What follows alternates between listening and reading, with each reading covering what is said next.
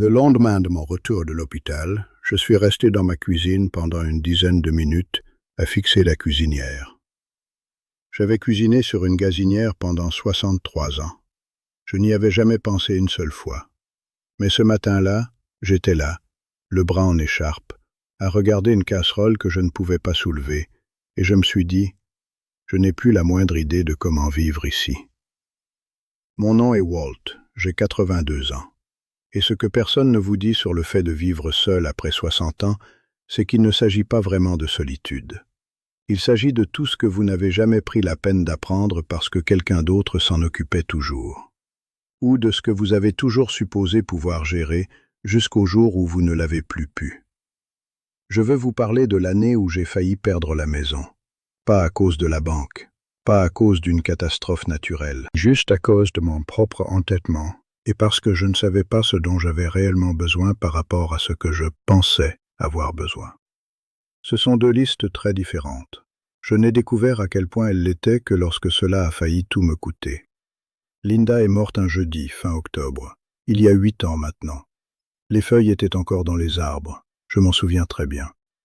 Après les funérailles, après que les enfants sont retournés à leur propre vie, après que les voisins ont cessé d'apporter des plats cuisinés et que les appels téléphoniques se sont espacés à 1 fois par semaine, puis moins, je me suis retrouvé seul dans cette maison pour la première fois en 46 ans de mariage.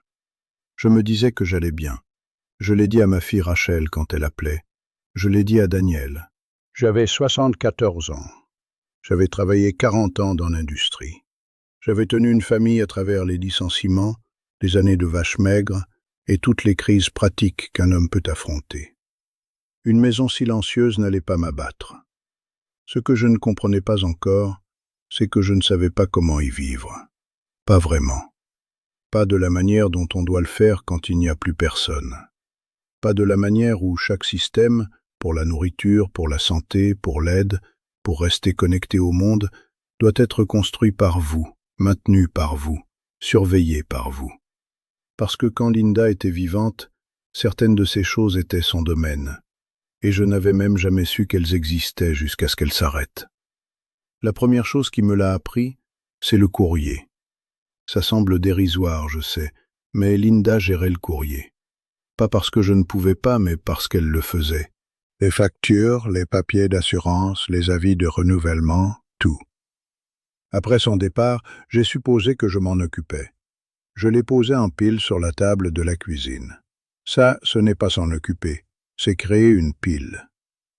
Au bout de 3 mois, j'ai reçu un avis d'EDF qui était juste un cran avant la coupure. J'avais raté 2 mois de paiement sans le savoir.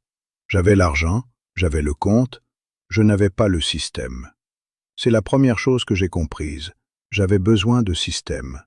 Pas pour des choses que je ne savais pas faire, mais pour des choses qui avaient toujours été invisibles parce que quelqu'un d'autre les faisait en silence, sans que l'un ou l'autre n'en fasse une cérémonie.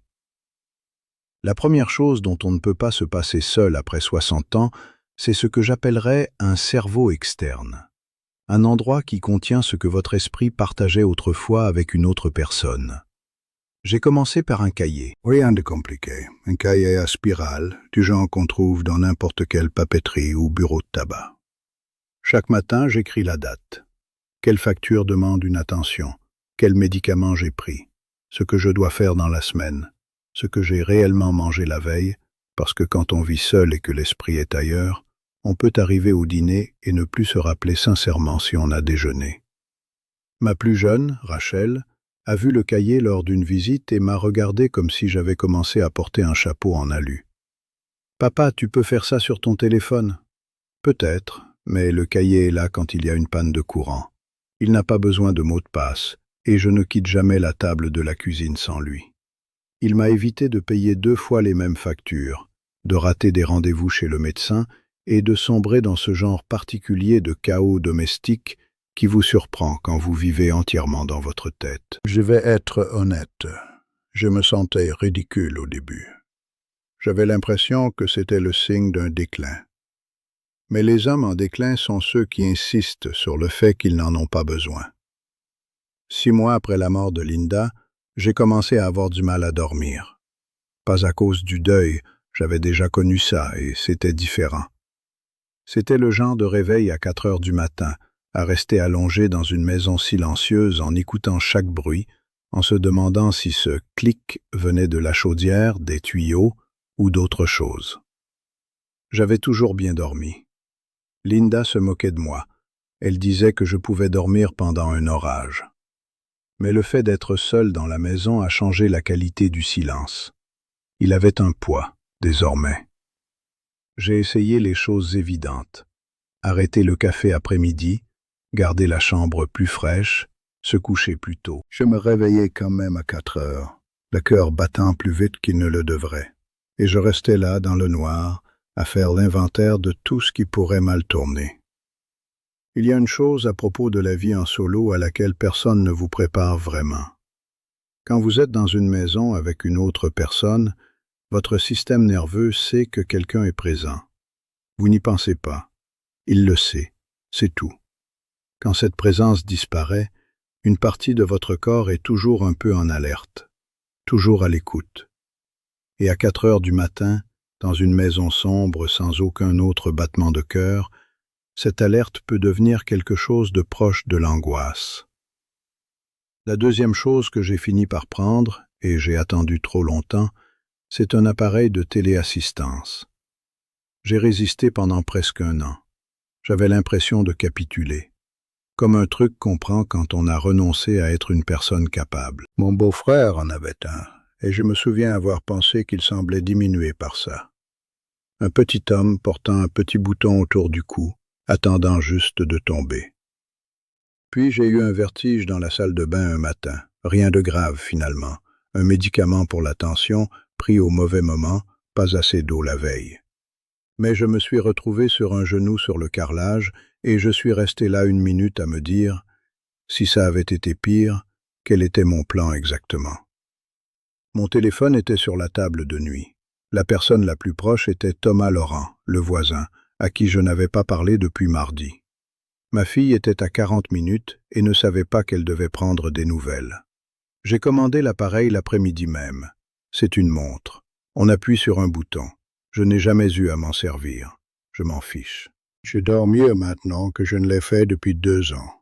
Et je suis convaincu que c'est parce qu'une partie silencieuse de mon cerveau sait que si quelque chose arrive, l'étape suivante est déjà gérée. Je n'ai pas à la trouver tout seul depuis le sol. C'est ridicule, mais le plus dur avec cette montre a été de comprendre comment la configurer. Les instructions ont été conçues, j'en suis certain, par quelqu'un qui n'a jamais rencontré un homme de 80 ans. 16 étapes. L'étape 4 parlait d'un code QR. Je ne sais pas ce que j'ai fait avec l'étape 4. Finalement, Lucas, le fils de Thomas Laurent, est passé alors que j'étais assis sur le perron à fixer le truc comme s'il m'avait insulté. Il n'a rien dit, il a juste tendu la main. Il me l'a rendu 3 minutes plus tard, tout fonctionnait. 9 ans. Je ne l'ai pas remercié à voix haute, mais j'ai pris note.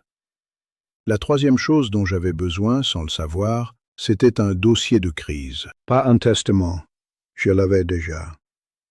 Pas des directives anticipées, je les avais aussi, quelque part. Je parle d'un dossier physique, gardé dans un endroit évident, qui dit à quiconque entre dans cette maison ce qu'il doit savoir si je ne peux pas lui dire moi-même. Mes médicaments, mes allergies, les noms et numéros de mes médecins, mes contacts d'urgence dans l'ordre de priorité, ce que je veux si je ne peux plus m'exprimer.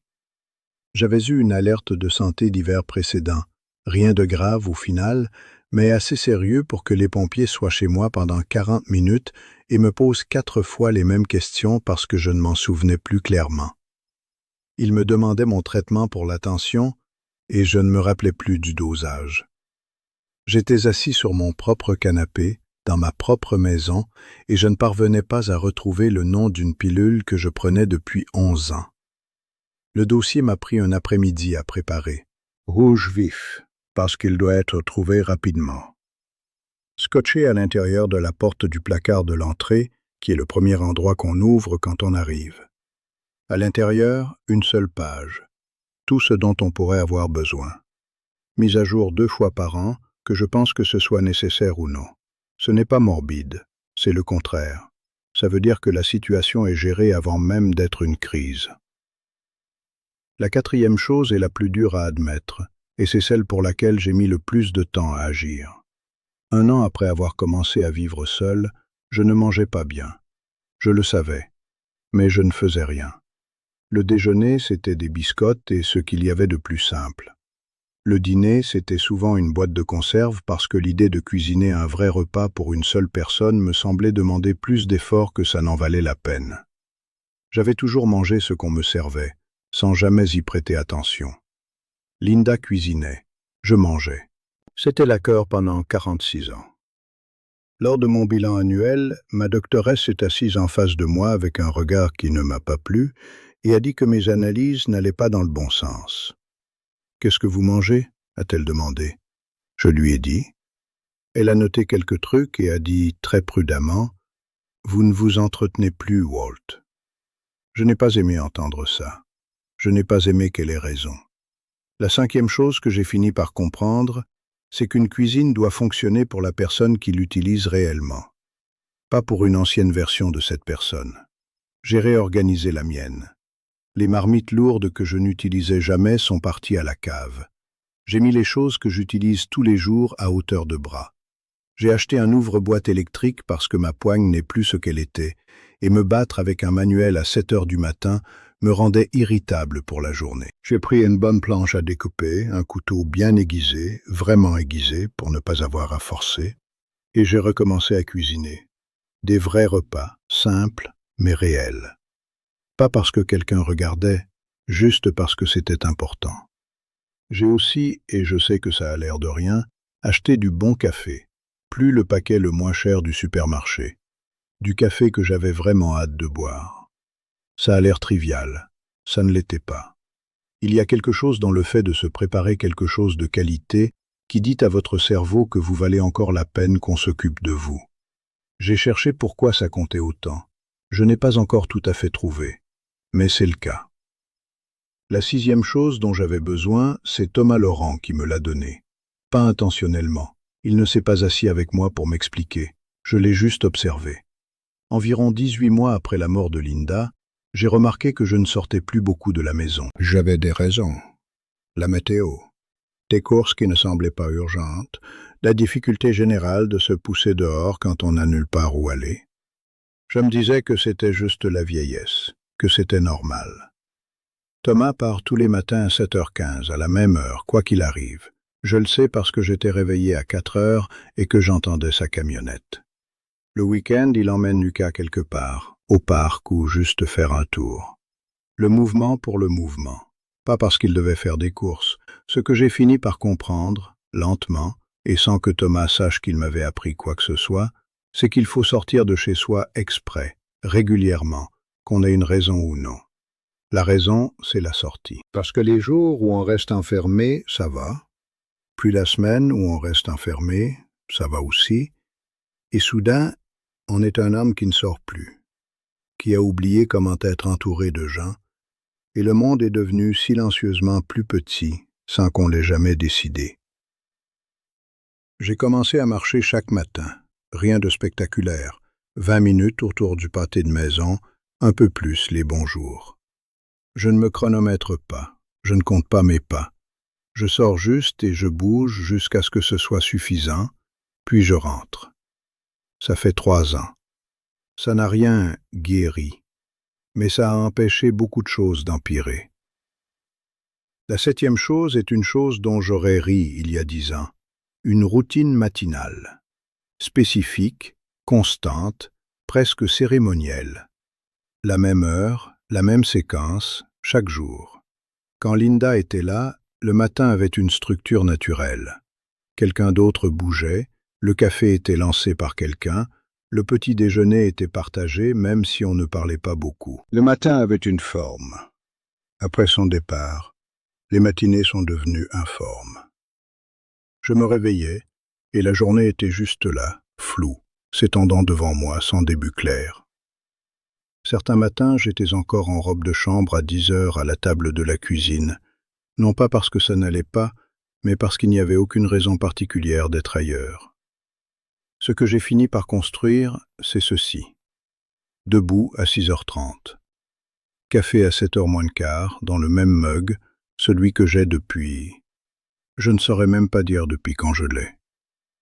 Je m'assois sur la terrasse pour le café, même en hiver, sauf si c'est vraiment dangereux dehors. Juste le café et la lumière du jour, quelle qu'elle soit. 15 minutes, peut-être 20. Ensuite, je bouge, c'est un détail. Le point n'est pas le café. Le point est qu'avoir un début à la journée signifie que la journée a commencé. C'est une ancre. Les jours où je me sens le plus à la dérive. Les jours d'anniversaire, des jours où la maison est un peu trop calme, cette routine est là. Quelque chose de fiable pour commencer. Ça ne résout rien, ça empêche juste la matinée de se dissoudre. Il reste 3 choses, et elles sont liées d'une manière que je n'ai comprise que récemment. La 8e, c'est d'avoir au moins une personne qui sait qu'elle doit s'inquiéter si elle n'a pas de nouvelles. Pas un système formel, juste quelqu'un qui remarque. Mon voisin Thomas ne vérifie pas comment je vais exactement, ce n'est pas son genre, mais si une semaine passait sans aucun contact, je pense qu'il dirait quelque chose. Ça suffit. Ma fille Rachel appelle le dimanche, ce qui veut dire que s'il arrivait quelque chose un samedi, elle le saurait le dimanche soir. Daniel vit assez près pour remarquer si je rate la messe 2 semaines de suite. Aucune de ces personnes ne me surveille, mais elle remarquerait si je disparaissais. C'est ce que je veux dire. Il faut avoir une présence dans la conscience régulière de quelqu'un d'autre. Pas comme un fardeau, pas comme un projet, juste comme quelqu'un qui compte assez pour qu'on remarque son absence. N'attendez pas que les gens organisent cela autour de vous. C'est quelque chose que vous devez être assez présent pour initier. La 9e chose est plus dure à expliquer. Vous avez besoin de vous soucier de quelque chose qui n'est pas vous-même. Vivre seul, il est facile de tout ramener à son propre entretien. Sa santé, sa maison, sa routine, tout cela est nécessaire, je ne le nie pas. Mais à un certain point, si tout ce que vous faites a pour but de vous maintenir en état de marche, vous commencez à vous sentir comme une machine qui n'existe que pour s'entretenir elle-même. Et ça devient lourd. Une lourdeur lente et silencieuse, difficile à nommer. Pour moi, c'est le potager. La moitié de la récolte va à la banque alimentaire ou au Resto du Cœur, 3 villes plus loin. Daniel l'emmène en voiture à l'automne. Je ne le fais pas parce que j'ai besoin des légumes.